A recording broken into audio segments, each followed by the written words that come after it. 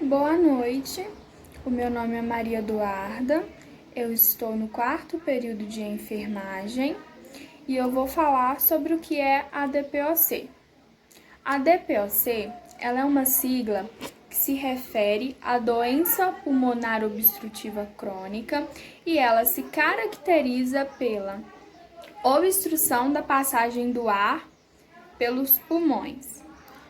Quando uma pessoa ela é exposta a gases ou partículas nocivas, é provocado no pulmão uma resposta inflamatória, que quando se intensifica, causa alterações estruturais, como o estreitamento das pequenas vias aéreas e destruição do parênquima pulmonar. Essas alterações, elas provocam redução da tração elástica, que mantém as vias aéreas distais abertas, causando o seu fechamento precoce, principalmente durante a expiração e resultando em obstrução ao fluxo aéreo. Então, com isso, algumas estruturas são atingidas. A DPOC, ela atinge principalmente os brônquios pulmonares, causando sua obstrução, que geralmente ocorre pelo excesso de muco decorrente da bronquite crônica. E outra estrutura também que ela afeta é os alvéolos pulmonares, que normalmente são afetados devido a enfisema pulmonar, que é uma doença que lesa as fibras elásticas e provoca a progressiva destruição dos alvéolos, dificultando as trocas gasosas. Boa noite, meu nome é Carolina de Jesus, eu estou no 4º período de enfermagem e hoje eu vou falar um pouquinho sobre as causas da DPOC. A principal e mais apontada causa da DPOC é o uso de cigarros. Ele traz um grande prejuízo ao pulmão, principalmente a nível alveolar, prejudica a elasticidade do pulmão, com isso pode facilitar o surgimento da DPOC. Além disso, o cigarro ele é um grande prejuízo porque mesmo após parar com o hábito de fumar, o paciente se recupera pouco, não tem como mais, dependendo do tempo de exposição, não tem mais como recuperar completamente a função pulmonar. O cigarro, ele é muito mais apontado do que outros tipos de fumo, como charutos e outros tipos. Além do uso de cigarro, ambientes poluídos, eles são diretamente apontados como prejudiciais a nível pulmonar e que pode acarretar o desenvolvimento da DPOC. Esses ambientes seriam ambientes onde tem grande número de vapores químicos e fumaças muito densas, poeiras muito densas. Um exemplo dessa fumaça muito densa seria ambientes fechados com fornalha a lenha, por exemplo. Ali a lenha dá uma fumaça muito densa e em ambientes mais fechados a pessoa pode estar aspirando grande quantidade dessa fumaça.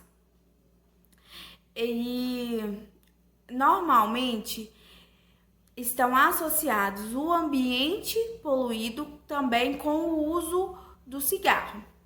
Outro fator muito apontado é o fator hereditário, que dificilmente vai ser isolado, ele vai estar comumente junto com outros fatores agravantes, mas pode ser muito comum também, onde o pai teve, ou a mãe teve, o filho tem, é muito comum esse fator hereditário. Além disso, a deficiência de uma proteína chamada alfa-1 antitripsina, não sei se pronuncia assim, mas essa proteína ela é responsável por proteger os alvéolos de alguns tipos de glóbulos brancos que porventura podem vir a acometer os alvéolos e levar à danificação desses alvéolos, que vai facilitar o surgimento de DPOC. Agora falando um pouquinho sobre a prevenção da DPOC, é muito simples a gente imaginar como prevenir quando a gente já tem o conhecimento da causa, né? O fator hereditário é um fator que a gente não tem muito como controlar. Mas, por exemplo, a exposição a ambientes poluídos, altamente poluídos, a exposição ao fumo, são duas coisas que a gente pode prevenir. E no caso seria evitar fumar, nunca fume, ou então se fuma, reduza ou evite. Se você não é fumante, evita ambientes onde tenha pessoas fumando, principalmente se o ambiente for fechado. E em relação aos ambientes poluídos, normalmente essas pessoas que podem desenvolver a DPOC por este fator são pessoas que trabalham com isso e têm um tempo de exposição muito grande nesses ambientes, tanto a vapores químicos, as fumaças e poeiras muito densas. Então, o mais indicado para prevenção é o uso de EPIs enquanto a pessoa estiver nesses ambientes muito poluídos. Oi, meu nome é Kátia, eu estou no 4º período de enfermagem. Hoje eu vou falar sobre um pouco dos sinais e sintomas da DPOC. Inicialmente, os sinais e sintomas podem ser leves, passando até despercebido pelo paciente. O principal sintoma da DPOC é a dispneia, que é a falta de ar. No início, a falta de ar aparece somente em grandes esforços, como por exemplo, subir escada, subir uma ladeira, mas conforme a doença vai progredindo, esse desconforto ele aparece até mesmo nos mínimos esforços. Com o tempo, os sinais se agravam em relação tanto à frequência quanto à intensidade. O cansaço que inicialmente era comum apenas nas atividades físicas vai se tornando mais progressivo, dificultando a realização de atividades simples, como por exemplo tomar banho em pé, escovar dente. E há outros sinais, por exemplo, como a tosse, que ela pode ser seca ou ela pode ser com muco, que é a chamada pigarro do fumante. Tem outros sinais e sintomas, comum na DPOC, que é o chiado ao respirar, que é os sibilos, a respiração ofegante, aperto ou desconforto no peito, dificuldade para dormir por causa da tosse e o cansaço recorrente.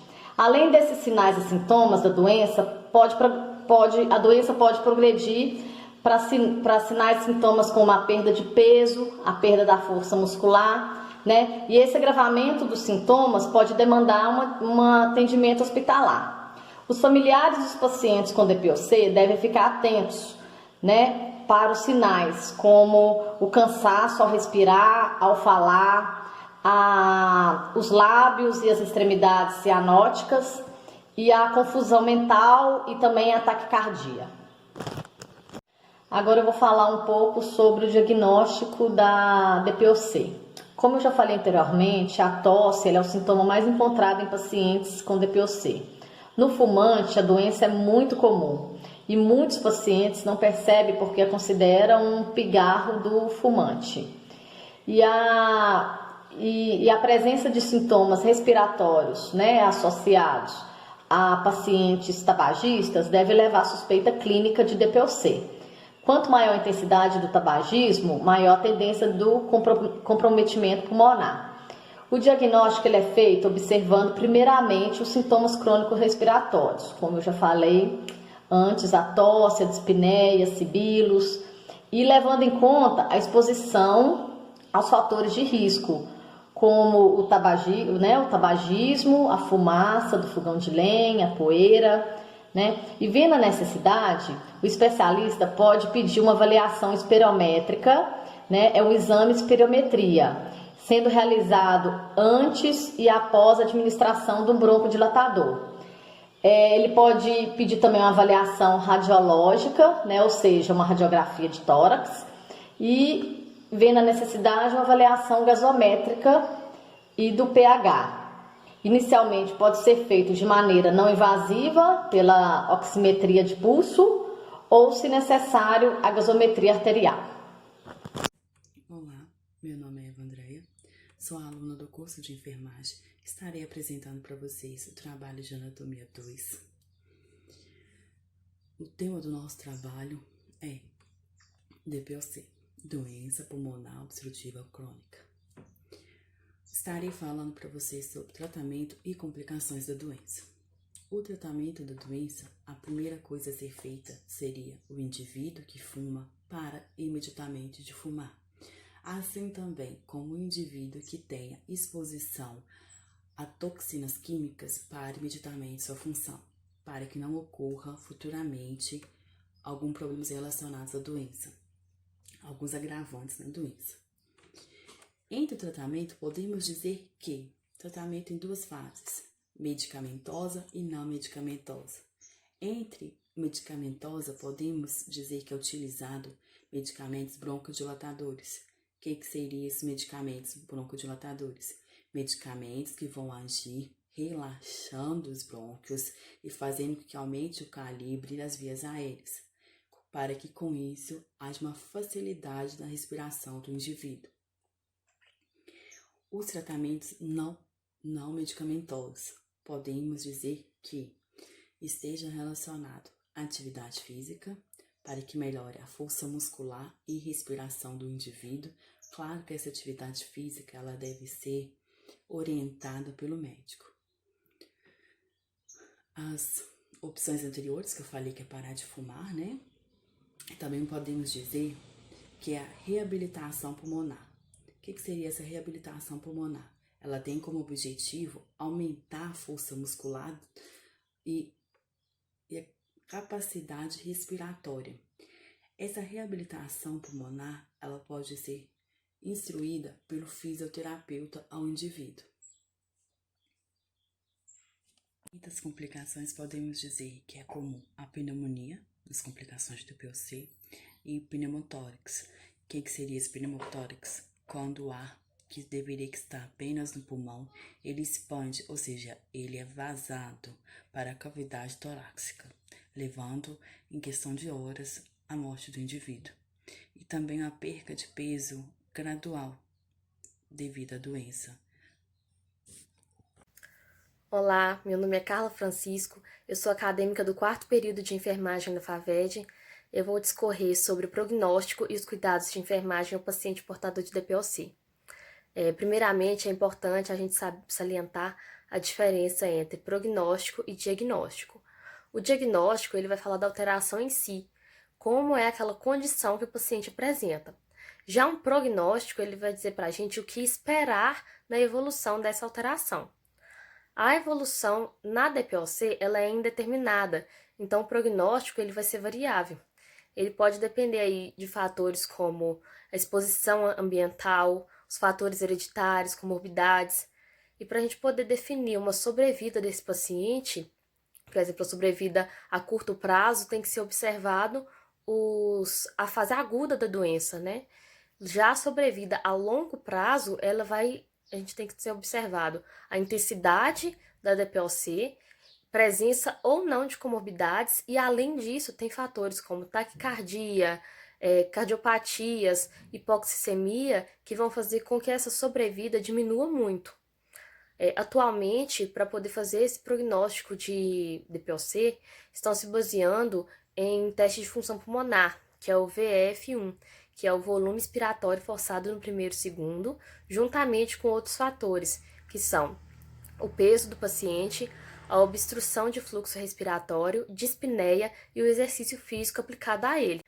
Não é possível dar valores de referência para o VF1, por causa desses outros fatores que eu disse. Cada indivíduo ele vai apresentar uma reação diferente à DPOC, um resultado diferente. Mas, de uma forma geral, pode-se dizer que se o paciente tiver um volume inferior a 50% do esperado para ele, a sobrevida dele de 5 anos pode diminuir de 60% para 30%. Na maioria das vezes, a mortalidade na DPOC está mais influenciada por doenças subjacentes, né, decorrentes da progressão dessa doença, como insuficiência respiratória, pneumonia, câncer de pulmão, embolia pulmonar. E dentre as modalidades terapêuticas, os 2 únicos fatores que podem aumentar a sobrevida desse paciente é ele abandonar o uso de cigarros, né, parar de fumar e fazer uma suplementação adequada de O2. No que diz respeito aos cuidados de enfermagem do paciente acometido por DPOC, nós podemos dizer que o enfermeiro ele é de suma importância, né, no tratamento dessa doença. Ele, juntamente com uma equipe multidisciplinar, vão criar um plano terapêutico para esse paciente. O enfermeiro vai dar o diagnóstico de enfermagem e vai propor intervenções. Nos diagnósticos de enfermagem, o enfermeiro ele pode optar por ventilação espontânea comprometida, limpeza das vias aéreas comprometida, dispneia atual, ansiedade atual ou conhecimento de saúde diminuído. Já nas intervenções, o enfermeiro ele pode propiciar um ambiente seguro, um ambiente silencioso, arejado, evitar, né, o contato de muita gente com esse paciente, porque ele está mais suscetível a micro-organismos patogênicos, instalação de oxigenoterapia, ventilação não invasiva e inaloterapia, além de outras ações, claro, né? Todas essas ações são fundamentais para dar uma qualidade de vida melhor para esse paciente e evitar que ele tenha sucessivas reinternações. Quando esse paciente acometido por DPOC já está na fase terminal, as ações de enfermagem são voltadas para o cuidado, para deixar aquele paciente mais confortável, para alívio dos sintomas. A enfermagem também vai ser responsável por preparar a família para aquele momento, né, explicar realmente o que está acontecendo. E para isso, o enfermeiro ele tem que estar atualizado, ele tem que agir com humanidade e ele tem que ter competência para poder fazer isso.